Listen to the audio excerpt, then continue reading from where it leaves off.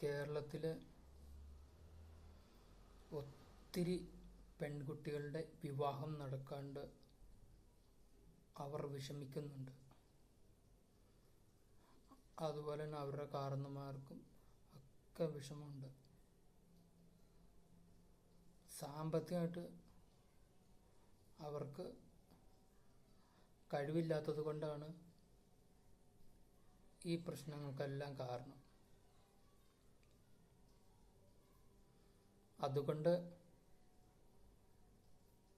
സാമ്പത്തികമായിട്ട് പിന്നോക്കം നിൽക്കുന്ന വിവാഹം നടക്കാത്ത എല്ലാ പെൺകുട്ടികൾക്കും വർഷം 2 ലക്ഷം രൂപ ഉറപ്പാക്കുക.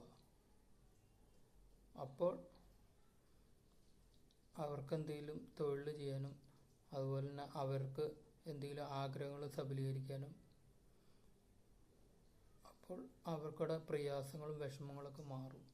അവർക്ക് സ്വതന്ത്രമായിട്ട് ചിന്തിക്കാനും സ്വതന്ത്രമായിട്ട് പ്രവർത്തിക്കാനും കഴിയും.